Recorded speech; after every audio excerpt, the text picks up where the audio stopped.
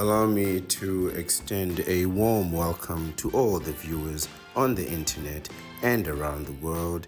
It is sunrise on YouTube, morning on Facebook, noon on Twitter, midday on Threads, afternoon on Twitch, sunset on Instagram, and evening on Rumble.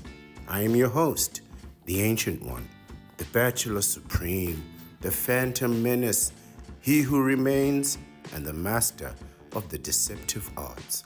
We are broadcasting live directly from the sanctum of solitude and the citadel at the end of time.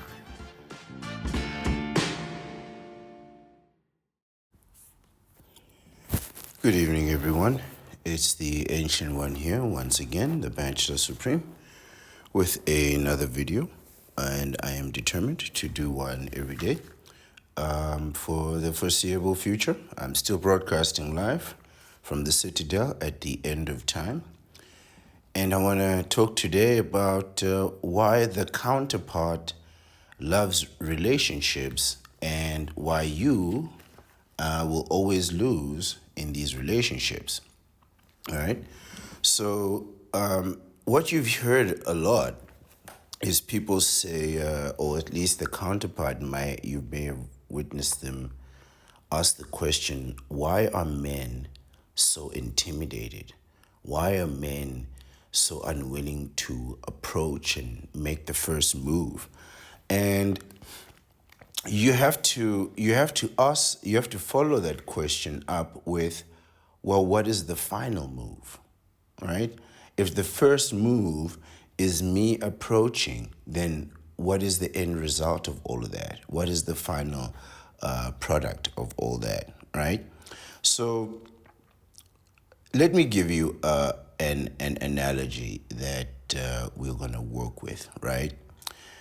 LeBron James is considered by many people arguably the greatest basketball player to ever play the game. And the reasons for that is because he's practically number one across every statistics. Years played, minutes played, points scored, and so on, right?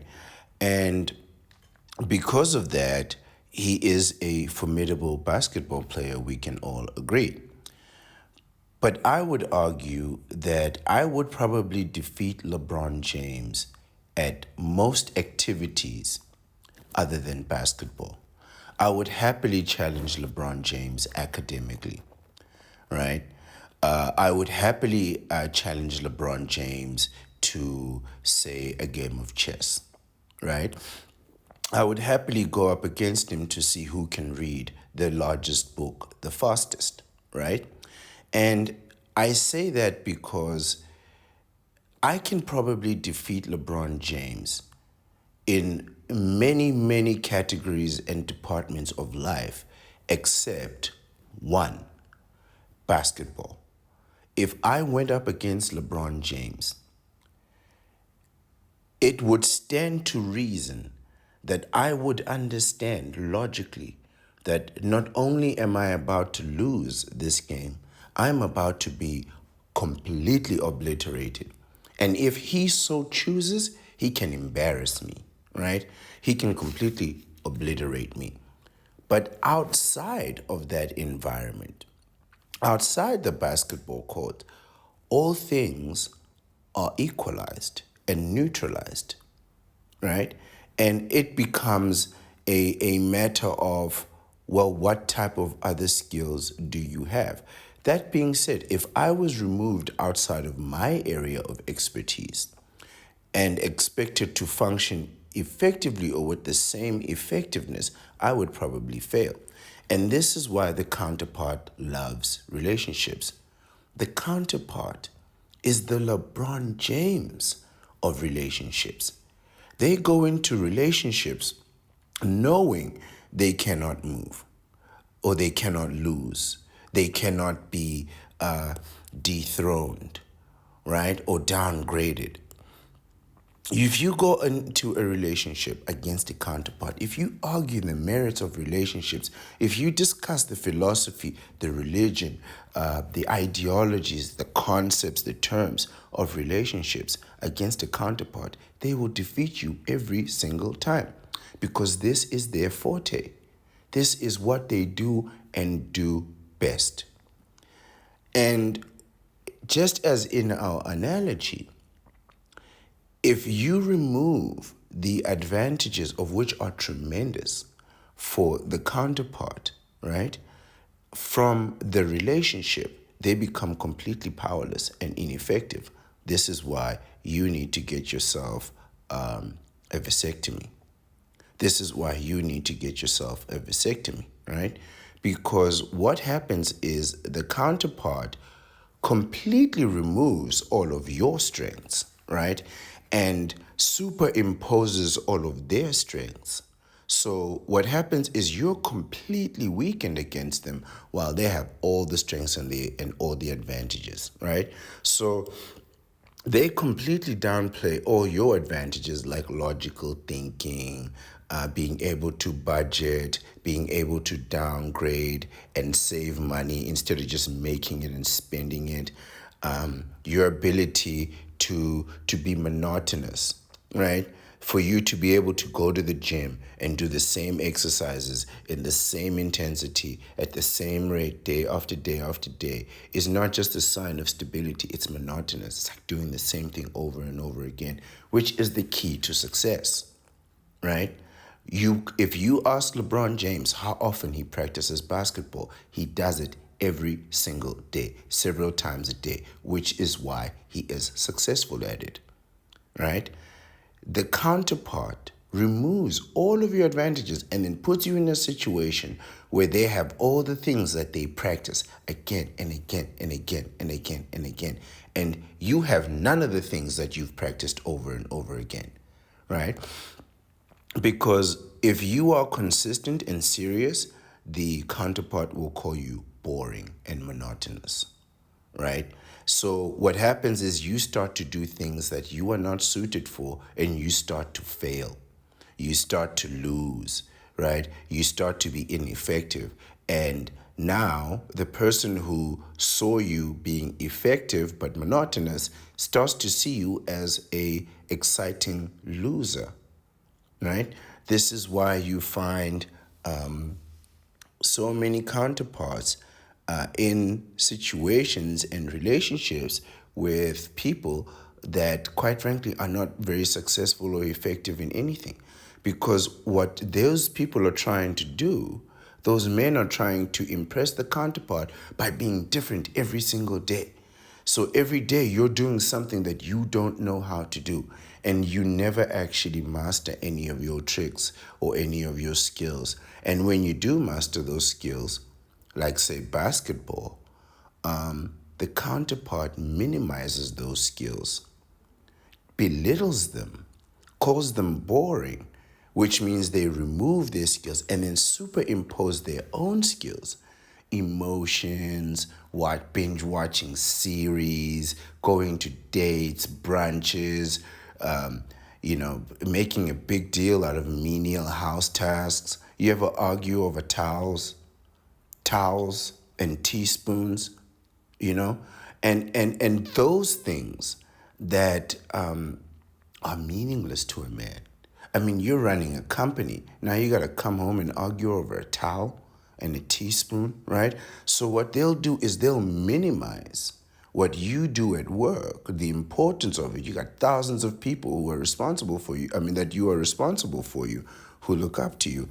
And they'll minimize that to superimpose their own values, which, quite frankly, are utterly useless and not worth anything, right? If there's anything useless, more useless in the world, well, the most useless thing you've ever heard of in the world is emotional intelligence. Imagine going to the bank and saying, I have a great idea. I'd like you to invest $1 million in emotional intelligence. Nonsense, right? So this is how they do it. This is how they do it, right? And so one of the things that they will do is constantly be testing your limits and your boundaries with utterly illogical things, right? Utterly nonsensical things, and then heighten the importance of those things. I give the example of this man who had saved up almost 50% of the money that he needed to purchase a house for his family, a tremendous investment, right? A wise decision, and his wife countered that logic with saying that she wanted to go on a 2-week boat cruise that would cost more than the amount of money that they had saved. Just imagine that. And for months, they were fighting over this stupidity. For months, they were fighting over this stupidity. I believe eventually they divorced and lost all that money anyway. And boat cruises are ridiculously expensive. You know, that 50% he had saved, that was just gonna go to the tickets, the hotel, and the cruise. That wasn't even the food or the souvenirs or any of the other things that you need while you're there, because you have nothing there. You left all your stuff at home to go on a cruise, right? So they'll be constantly testing your boundaries, constantly diminishing your capabilities, and the importance of the role that you play, just to diminish that, just for you to abandon your post, and put yourself in a situation where you have no advantages, where you're guaranteed to lose, right? Now, one of the other things that you have to understand is that as a bachelor, you have chosen a life with the solitude, right? So you have to accept that you are going to do most things well, but you're going to do most things by yourself. The counterpart always has the benders. There's always a bender waiting there to jump in and play the fool. There's always a bender there waiting to jump in and overreact and blow things out of proportion and meet the counterpart at their level, right? The reason why benders and counterparts are always with each other is because they are willing to meet each other in the gutter, right? So one of the people that the counterpart may call upon are actually the police. So let's think about what happens. Better yet, let's change the dynamic a little bit. Let's consider the situation of that young man who was being assaulted by his girlfriend and called the police and ended up being arrested himself, right? And then later, the police induced the counterpart, the benders induced the counterpart to file charges against the man to legitimize their arrest, their illegal arrest of the victim, right? So they arrested this guy who was the victim. Then the perpetrator filed charges claiming all kinds of things. Fingers were broken, she was hurt, and then later she was seen out nightclubs perfectly normal. There's zero evidence, and this young man lost absolutely everything because the benders and the counterparts go together. And they will turn on you and they will turn on each other at any turn, right? So he was fortunate that he didn't get beaten or worse, right? So you have to realize logically why the police would do that, right? Number one, there are way more prisons and way more jail facilities for men than there are women. So in a situation of domestic violence, they are forced to separate you. And they have more facilities for you than they do for her. right? That's number one. Number two, she could be pregnant right now. So they're not going to take a pregnant woman who needs extra medical help into a police situation or police station or into incarceration where they don't have the necessary medical facilities to care for her needs. All right. So if they're going to separate you, they're going to take you and not her. And they can't leave you out in the street because all you're going to do is come straight back home and, resume whatever conflict there was. Now, this happens even if you are the victim.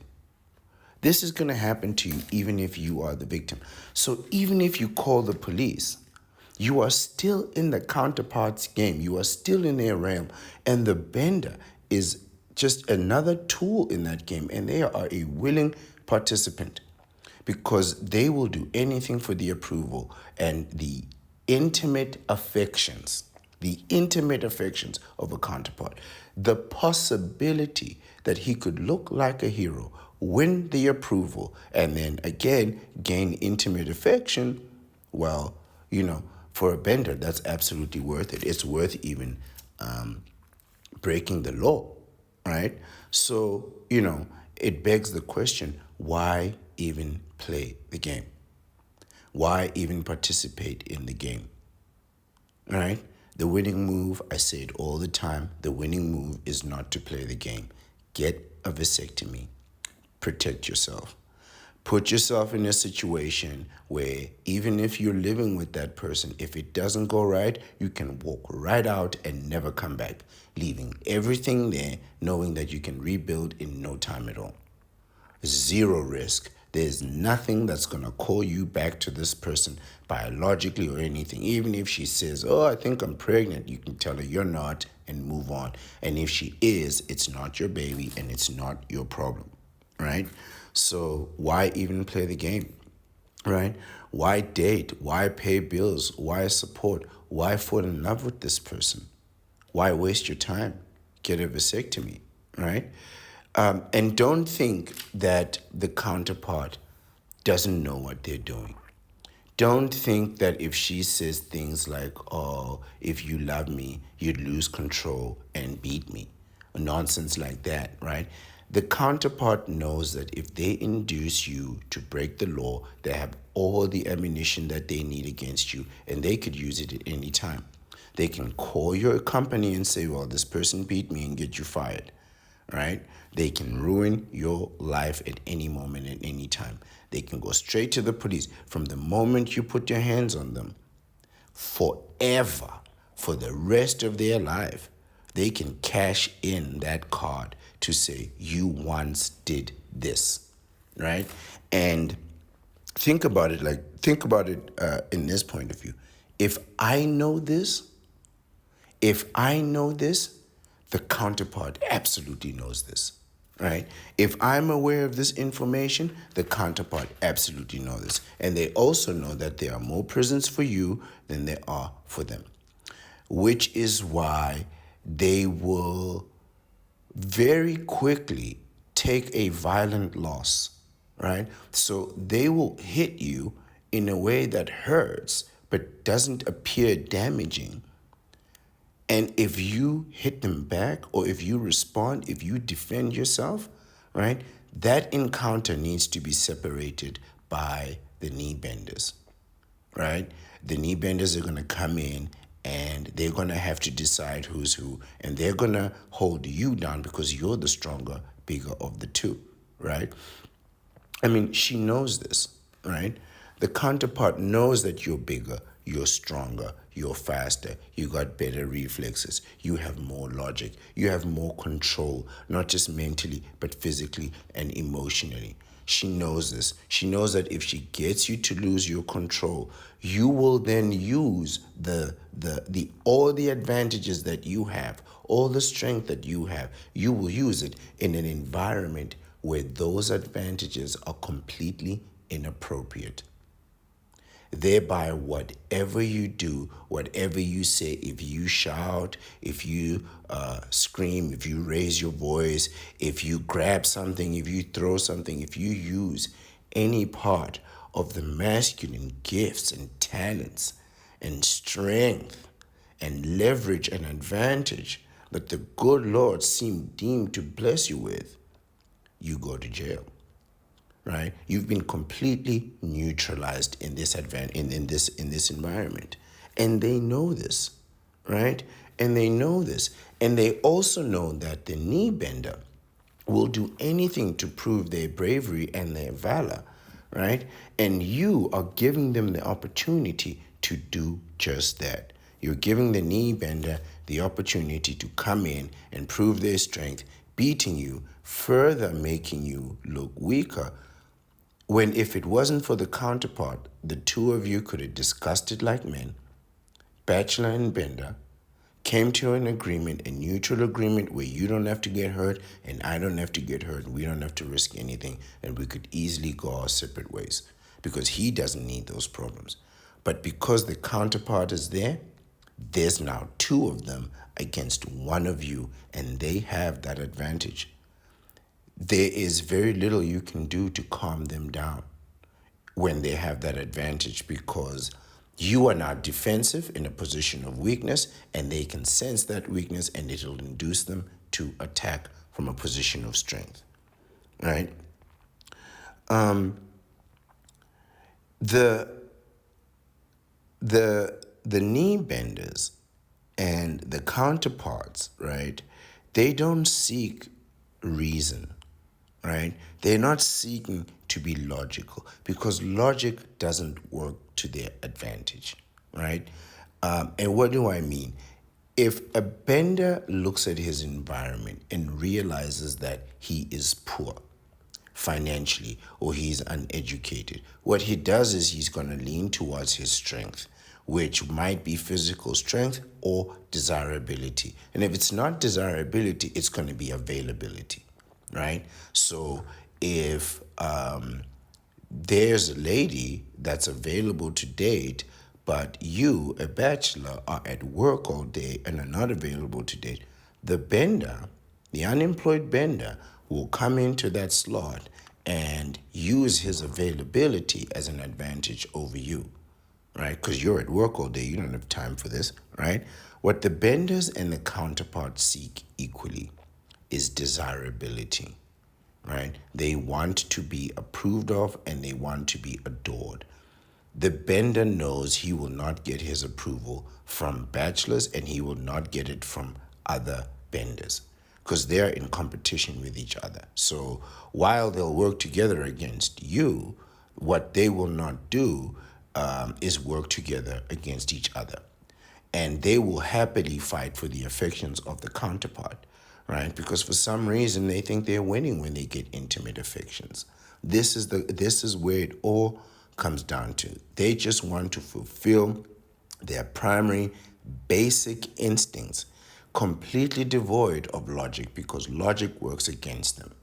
They're probably broke, they're probably working a low employment job, they are probably very low skilled. And if they are high skilled, the fact that they got married, or they're high skilled and high earning and highly effective, the fact that they got married means they are now playing a game that is in the counterpart's advantage, and they are completely removed from all of the strengths and advantages we know before. So either way, they're losing, right? Either way, they're not coming out on top. And that is because despite being very logical and practical and effective at work, the bender is completely devoid of logic in his private life, right? Why else would you have signed away your life? Why else would you have signed away your future earnings without even knowing what those earnings might be? You just gave it all away on the first try. You signed away your assets. You combined your assets before you knew what the totality of those assets would be. And the counterpart and the government are coming to take those things. And they would be right to do so. You should have got a vasectomy and you should have played this game completely different. You should have played it with all the advantages and all the cards stacked on your favor, not on their favor, right? Because they know that, some of these women might be pregnant and they won't find out until later. And just the headache of arresting a pregnant woman, it's completely out of the question. So you're the one that's going to go to jail, all right? And the reason that benders tend to be easy to beat in terms of logic and skill is because they will at some point throw away logic and skill and rely on emotions. Not even instinct, just sheer emotions. If it feels good, they'll do it in the moment. Damn the consequences, right? You've heard that before. And the consequences, I'm going to tell you now, are going to be very real. You get a vasectomy, you can say damn the consequences because there aren't any. And you can mean that. Damn the consequences. Because those consequences are truly damned. But without a vasectomy, you only get to say that one time. And then life will prove you wrong. Right? This is why they're always beaten. This is why benders are always down. No matter how high they are, no matter how much they achieve, they always come down. Right? Because they're always going to choose the wrong woman. He's always going to do the wrong thing. Right? This is easy to anticipate. Everybody knows that you're going to do it. Everybody knows that eventually you're going to want intimate relations from a woman and you're going to get them. You're absolutely going to get them. This is the thing that a lot of guys don't get and they don't understand. They think that the this loneliness epidemic generally affects young men.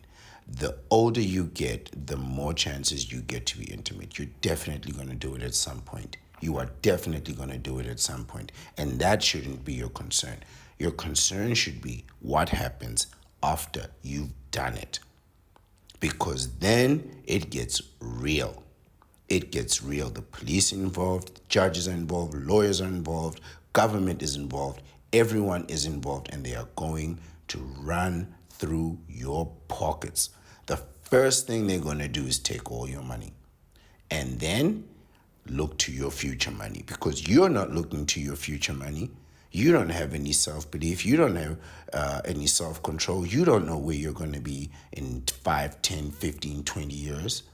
You could be the CEO of a company, right? When all the older people retire, you're next. You're next because they're not going to let younger people run the company when you have all the experience. You're next. You just have to wait it out and your time will come. You go now against those older men in their 50s and 60s, they will beat you with experience and barely notice it.